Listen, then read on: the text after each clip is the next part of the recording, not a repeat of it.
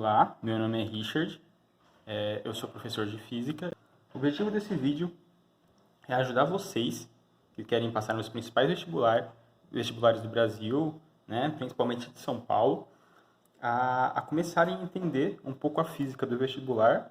E basicamente uma física básica, né? É uma física básica que você utiliza não só na mecânica, mas que você também pode utilizar em outras áreas da física, né? Elétrica, termodinâmica, né? Então vamos começar falando sobre grandezas físicas. Tá, primeiramente, o que são grandezas físicas, né? A gente tem que ter isso na cabeça, né? A gente tem que ter uma ideia sobre o que é uma grandeza física, já que ela está tão presente no nosso cotidiano. Por exemplo, o tempo, massa, velocidade, comprimento. A gente está sempre utilizando essas grandezas. O mais importante é que grandeza física é tudo o que se pode medir.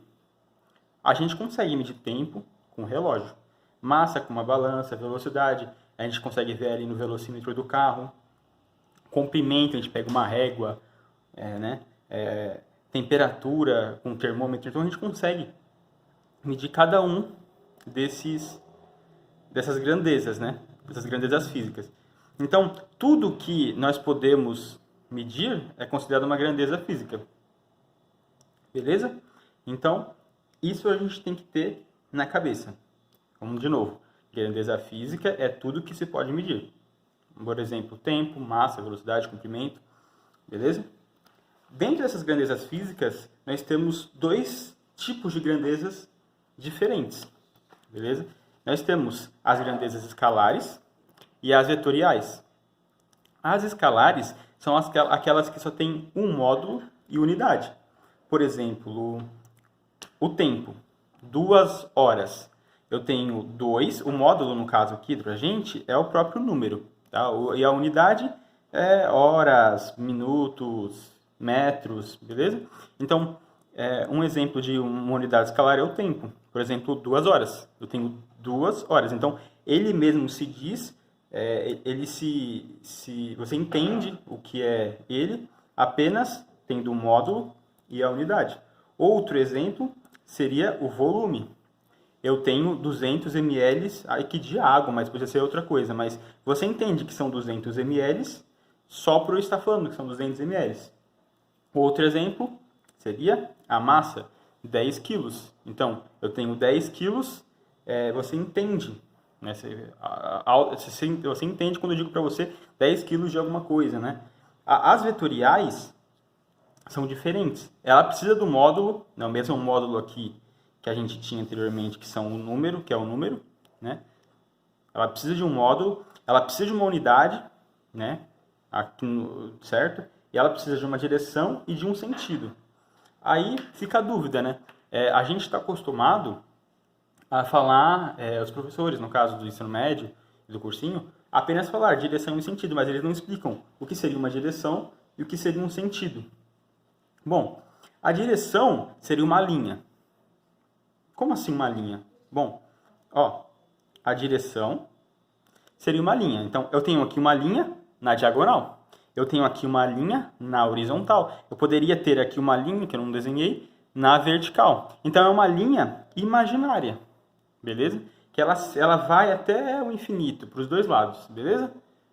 Por mais infinito, menos infinito. Aqui na diagonal, ela também vai lá para o infinito e lá para o menos infinito, lá para baixo. Mas isso não vem ao caso. Então, para a gente, direção vai ser uma linha imaginária. Aqui eu tenho uma linha imaginária na diagonal. Aqui eu tenho uma linha imaginária na horizontal. Agora, o sentido é o lado que nós vamos nessa linha, o lado da linha que nós apontamos, né? Que seria essa setinha aqui, ó. Então, eu tenho aqui a direção, essa linha aqui, ela está na horizontal, então a direção dela horizontal, sentido para a direita. Então, horizontal para a direita. Beleza? Então, isso a gente tem que ter em mente. Por quê?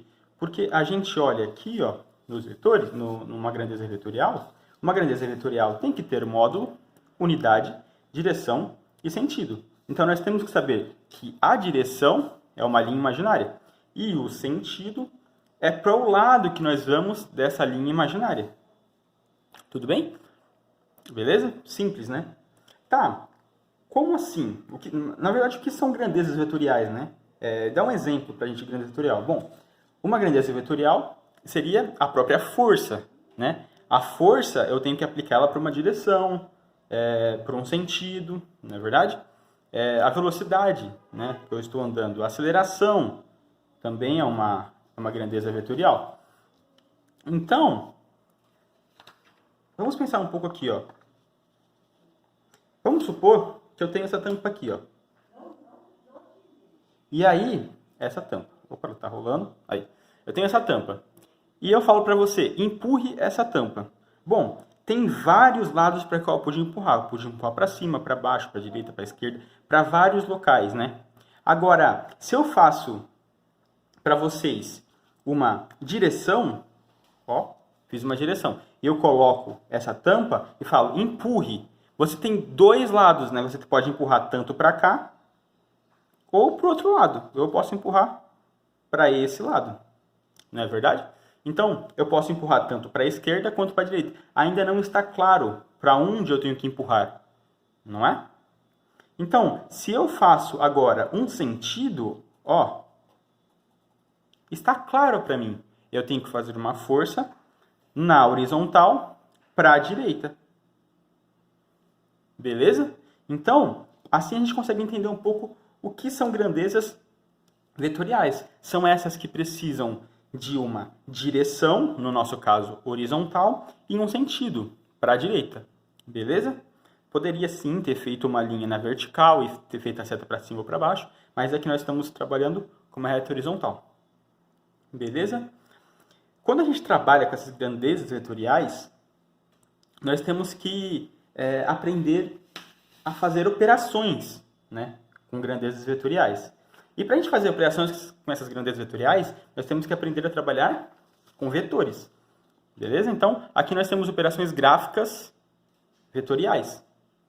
Então, ó, eu tenho aqui um quadrado, né? E esse quadrado ele tem várias divisões. Várias divisões. E cada divisão dessa tem uma unidade por uma unidade.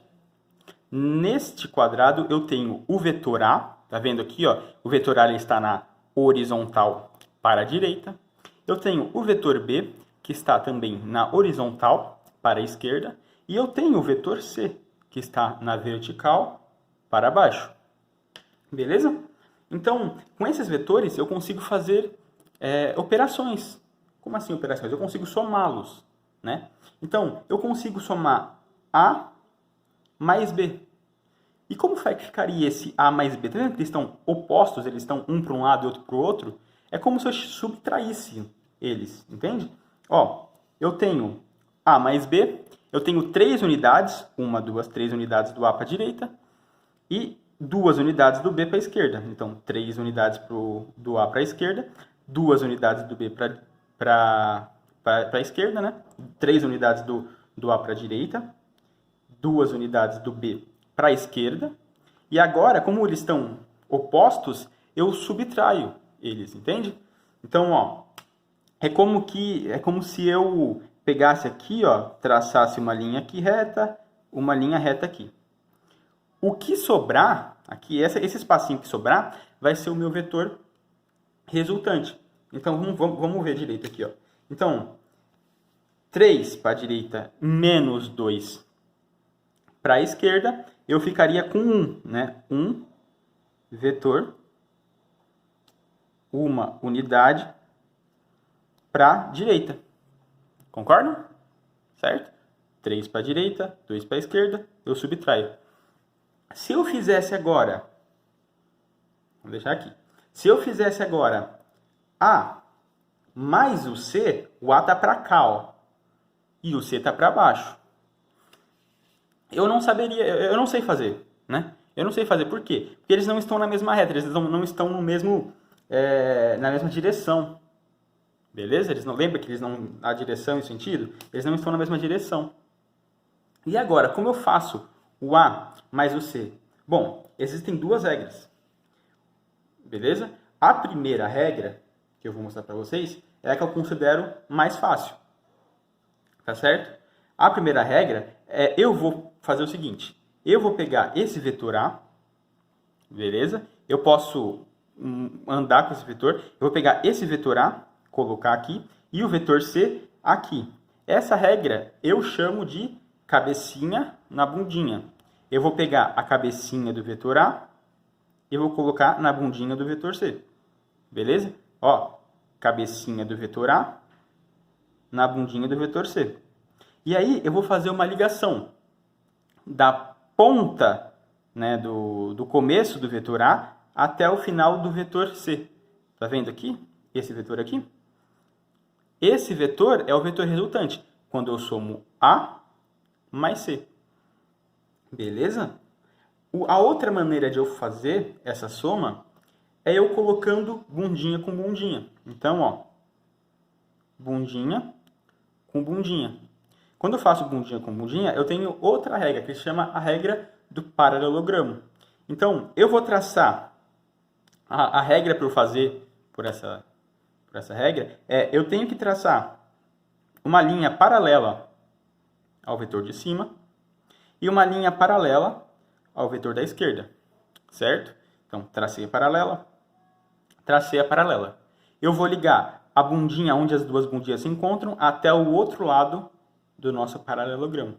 E assim eu consigo achar o vetor resultante, A mais C. Beleza? Não é difícil. Essa é uma operação gráfica. Você vê que eu não estou fazendo conta para achar os valores. São operações gráficas.